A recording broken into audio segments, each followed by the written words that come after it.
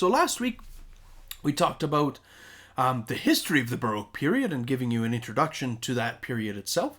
And so this week we are going to be talking about the musicians of the Baroque period. The three musicians that we're going to be taking a look at are Vivaldi, Bach, and Handel. As always, folks, this presentation can be found on our Google Classroom, so if you'd like to jump in with a little bit more in-depth, please feel free to head to our Google Classroom and read through the slides on your own. All right, let's begin. So just to recap, the Baroque era lasted for about 150 years, from 1600 to 1750. Okay, Baroque actually is a Portuguese term. Okay, it was translated into the French, and it simply means, or perhaps not simply, but it means abnormal, bizarre, or even grotesque. Okay, the Baroque period had a lot of influence on the music and the musicians in the later centuries, leading into the classical period, which we are going to be talking about next week.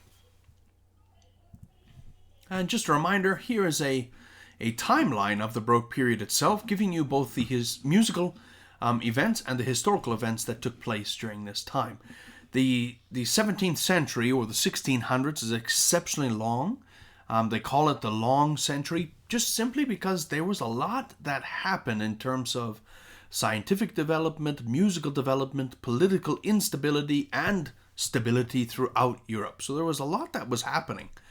And the end of the Baroque period, so 1750, okay, we call it the end because that is when Bach dies. One of the most influential Baroque musicians dies right at the end of that period. All right, so to begin, in order to understand the musicians of the Baroque period, we have to understand the different types of music. And so there's three types of music that we're going to go through, and each type actually is represented in one particular musician. And one particular musician uses the structure of the music that we're going to talk about. And so the Baroque concerto is quite used heavily with Vivaldi. Now, the concerto, okay, features one or more instruments in a larger orchestral ensemble. A concerto has three different movements: an allegro, an adagio, and another allegro. So it goes a little bit more fast and smooth, and then the adagio speeds up even more, and the allegro kind of comes back down. There's experiments in sonority. So the dynamic levels of your speech, right? The dynamics of the speech, the contours of a person's voice.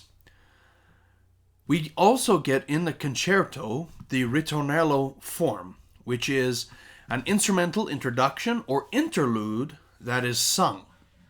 That is played with instruments between the different sung parts of a concerto. And so it's almost like this break in the singing itself. It usually happens between the first and the third movements. Okay, there is refrain-based structure, and remember, refrain is simply a recurring set of lines of text that just repeat over and over again. So, the Baroque concerto developed in Italy in the late 1600s. It was embraced by performers and patrons, so people who listened to the music, they really enjoyed it. Now, the Baroque concerto, the genre of music, spread into the north, into the Germanic lands, where Bach took them up, and he actually composed 6 concertos known as the Brandenburg Concerto, some of the most famous concertos by Bach. However, Antonio Vivaldi is the most famous and prolific composer and musician to develop and use the concerto form. So who was Vivaldi? Well, Antonio Vivaldi came from Italy, okay, in the early 18th century, so the early 1700s. He was a very prolific violinist and a master teacher. Okay, he was renowned during his lifetime as not only a composer, but also as a performer. He was born in northern Italy, in Venice, and he trained for music and the priesthood at the same time. Now, they called him the Red Priest due to his very, very red hair. Now, as you see here in this picture, he's a little bit older, and so his hair has gone gray, but we'll see his red hair coming up here. He was master of concerts at a very famous opera hall, the Conservatorio dell'Ospedale della Pietra in Venice. And now this school was attached to a girls' orphanage, okay, and concerts attracted visitors from all over Europe, and he was the master of the concerts there. We call him the father of the concerto because he exploited the idea of sonority. Remember, the singing dynamic level in our voices. Okay, and he employed this idea of sonority in small and large groups of singers, in choruses. And he also established the ritornello form, okay, where you have these instrumental introductions or interludes between different sung parts to give the audience and the listener a break from the singing parts and to actually be able to transition from one sung stanza to the next.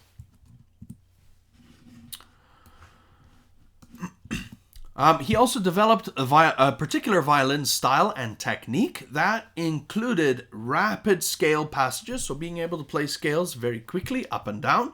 These extended arpeggios going from one octave to another octave and back down, as well as contrasting registers, and so being able to play notes between octaves at the same time and contrasting them within the music. So he wrote a lot of music. He was commissioned for many different pieces of music, 47 operas in Venice, in Florence, in Ferrara, in Verona, in Rome, as well as in Vienna, in Austria. But his major works consisted 500 concertos, 16 symphonies, 64 solo sonatas, 27 trio sonatas, 21 surviving operas that we know of today, as well as 60 sacred vocal works.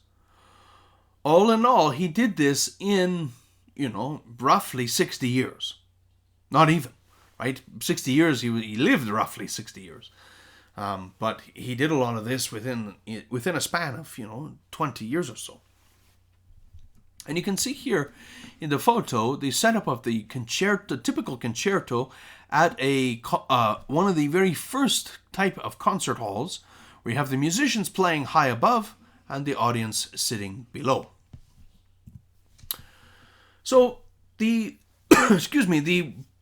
big concerto, a very famous concerto that Vivaldi wrote, is called the Four Seasons. Now, the Four Seasons include, like the title says, 4 different concertos, and these are 4 solo violin concertos, and there's one concerto for each season: fall, winter, spring, and summer. The spring one is very, very famous. And now this is programmatic music. Okay, there's a literary link. Now, because each concerto was accompanied by a poem that would be read. And remember, a concerto has that ritornello form, where you have the music of the concerto being played in between each stanza of the poem. And the music represents the poem very nicely, and they work together to paint this musical textual picture in the listener's mind. Poetry was printed above the passages in the music, so that the person who was reading the poem and the musicians who were playing the music knew exactly what was happening.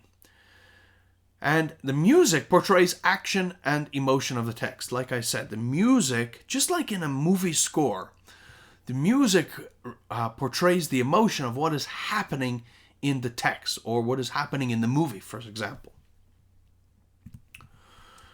All right, so in our Google Classroom, now would be a great time for you to pause this video, head to our Google Classroom, and listen to the Spring Concerto from Vivaldi's Four Seasons.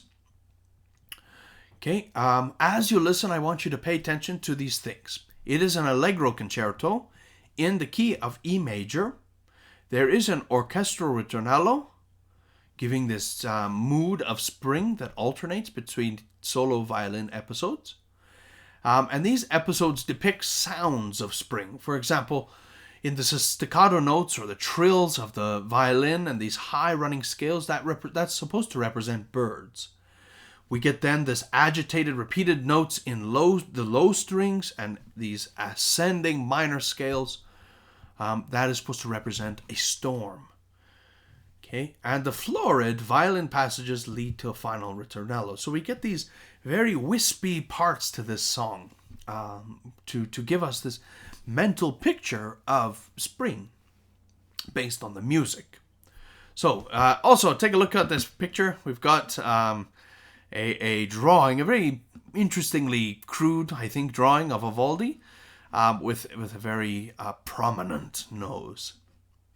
So pause the video here, head to our Google Classroom, take a listen to Vivaldi's Spring.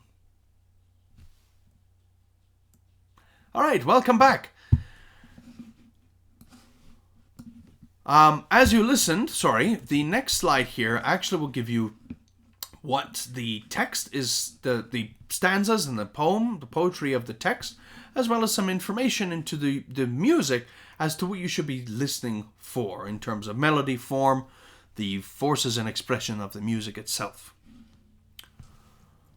All right, let's move on to our second composer from this time period, and that is Johann Sebastian Bach. Now, in the mid-18th century, he lived and he composed, in the mid-18th century, and he was one of the leading composers from German-speaking lands. And now we have seen some musicians and composers from this time period, from Austria and from the lower German lands, but we don't have any very prominent musicians until we get to Bach. Now he is considered the pinnacle of composers, one of the pinnacle of composers of all time in the Western tradition of classical music. He was a virtuoso organ player and keyboard player, very skilled violinist, and an exceptionally prolific composer. He was born in Eisenach, Germany, and he came from a very large family of musicians. And his first musical positions, his first musical jobs, were actually as a church organist, playing the organ in church ensembles. He was married twice. His first marriage was to Maria Barbara Bach. They had 7 children. Pretty impressive. But then we get to his second wife, Anna Magdalena Wilke, who they had 13 children. Amazing. So he had 20 kids all together. He was a very famous and famed court musician. He played for quite a number of royal families, including the Duke of Weimar, so the Duke of the German Republic at that time, and as well as Prince Leopold from Poland. And so, actually, it's really interesting. If we take a look at this map here, this map actually shows all of the key points to where, the key cities and the key locations around Germany where Bach performed and worked and created some of his substantial pieces of music. And so, his major works, he composed 200 church cantatas, 20 secular cantatas, so 20 non-religious cantatas, 200 organ chorales, and 70 other works for organ. His Brandenburg concertos, some of the most famous concertos, written in the north east of Germany, Brandenburg. He composed to fulfill the needs of his position. So wherever he was at, whether it be the court, in royal houses, or in churches. He composed to fulfill the needs of those positions, and so he wouldn't compose churchly music in the courts, but he would also not compose courtly music in the churches. And so he would compose music that reflected where he was staying and where he was working. He focused on composing several fugues, and we're going to talk about a fugue, what a fugue is in a second here. Brief introduction. A fugue is a systemic elaboration of short musical ideas. We get repetition and imitation of those musical ideas throughout an entire piece. Bach arranged several Vivaldi concertos for organ and harpsichord solo. So Bach took those concertos from Vivaldi, and remember, Vivaldi is our most prolific and most famed concerto composer. He took those compositions of his concertos, and Bach reworked them for organ and harpsichord, which is a type of early piano. Now, the fugue. So what is a fugue? It's an interesting word. A fugue, bear with me here, folks, sorry. So a fugue is, like I said, it's a repetition of a specific melody that gets imitated throughout a piece, and that can be different types of imitations with the same, with notes from the same chords that were originally used in a specific melody, or, but it typically keeps a same rhythmic pattern, and so it gets kind of 5 different imitations of the original melody, as we can see here. Bum bum bum bum bum bum bum bum bum bum bum bum bum bum, right? But it gets inverted, right? So inverted just simply means from low to high, high to low, and we can see that here, right? Bum bum bum bum bum bum bum bum bum bum bum, and we have it in retrograde, so it's reversed. Bum bum bum bum bum bum bum bum bum bum bum bum bum, and then we have an inversion of that retrograde. So it starts low here, but now it goes low to high and down. Here it's a retrograde inversion, so it goes high to low and up, and then we get an augmentation of the melody. So we actually stretch the melody out, right? Stretching and actually elongating the length and the type of notes that are played. So you can see here in the original, we have half note, but it then gets stretched out and augmented to go from whole note to whole note. Okay? Or we can have a diminution. Okay, a shortening of the melodic line, a shortening of the length of notes. And so as you can see, we get quite a diminution by half from the original. We have a half note down to a quarter note, so that is half the value. Whereas an augmentation is double the value in terms of note value from the original. Okay, so please, if you could, pause the video in 2 seconds here. We're going to first talk about, this is the one piece that we're going to look at from Bach. It is titled The Little Fugue in G minor. It's not quite little, it is quite complex. Okay, it is a 4-voiced fugue, so there's 4 different voices. The subject, the theme of the fugue, is originally played in the soprano. So the original melodic line comes from the soprano range. The middle section alternates the subject, the theme. Okay, and then we have the final statement in G minor in the low organ pedals. Okay, and we have a final major triad chord, a very nice resolving chord at the end. And this is very typical in Baroque music, where we get these final chords that resolve, that sound nice, that sound finished, that sound resolved. It doesn't leave the listener on a cliffhanger. There is no dissonance at the end. Nothing to resolve. It is resolved. So here's a breakdown of Bach's Little Fugue in G minor. Please pause the video here and have a listen. All right, welcome back. So I hope you enjoyed that piece. It's actually quite an interesting little tune, but it is quite complex in terms of its musicality and the fugue form.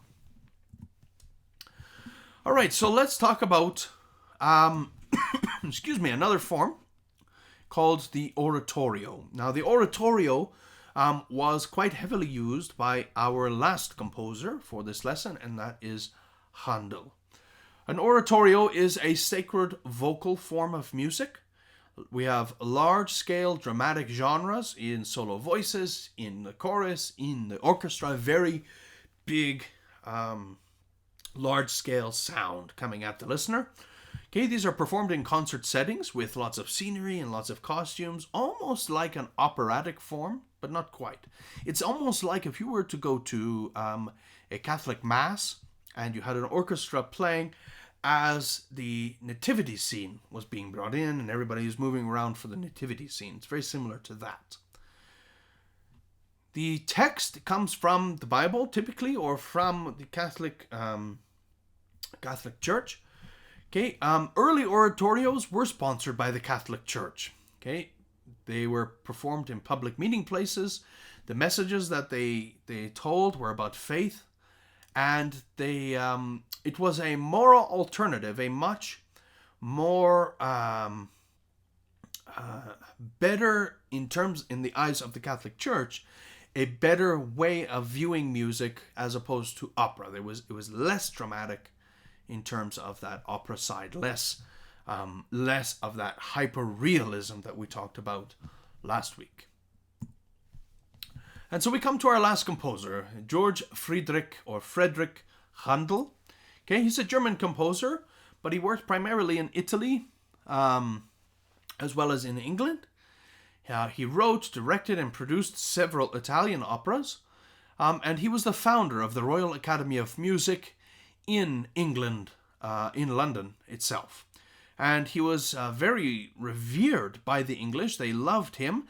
And if you go to Westminster Abbey, giant church in London, if you go to the Abbey today, you will actually see where Handel was buried in a very elaborate and very nice kind of mausoleum or tombstone type thing for him there. His style of music, okay, he's got a lot of rhythmic drive, lots of rich melodies, and dramatic expression. Remember, he wrote many operas, and he loved to write his operas. Okay, he composed over 40 Italian operas, English oratorios, orchestral suites, concertos, and many keyboard and chamber music for both church and for secular music.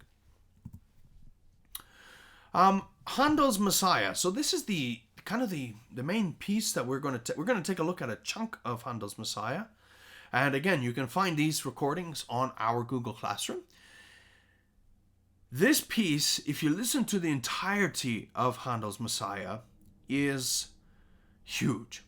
There's a lot going on. It's very complex. It is quite long and lengthy. But the the main thing to note here is that it was composed in only 24 days, which is quite the feat. I don't think Handel slept very much during this time. It was premiered in Dublin, Ireland. Okay. It was performed continuously. Has been performed, continuously since its premiere. It's still performed today in Rome, even actually in... there has been a couple of performances in Vatican City around Christmas time and Easter time, The libretto, so the little books of text, come from biblical verses, both from the Old and the New Testament. Okay. It tells the story of Jesus Christ from his birth to his death to his resurrection and the redemption of the world through faith. It's very good song, very good piece. And it is quite impressive that it was only composed in only 14 days. So you can see here at Westminster Abbey, we have George Friedrich Handel's mausoleum, where his tomb is, where he was buried, the English really liked him a lot, because I think he did develop the Royal Academy, and I think that plays prominently in his praise in England. So the two parts that we're going to listen to come from his Messiah. Okay, the numbers 18 and 44 from the Messiah suite, I guess. Part 1 and part 2. So we get the Christmas section in the first part. Okay, this Rejoice. Okay, it's a 3-part aria. An aria is simply an Italian poem for a solo singer. It has the form of ABA. There's instrumental ritornellos, right, that break up the text. Part 2 is the Easter section, the Hallelujah chorus.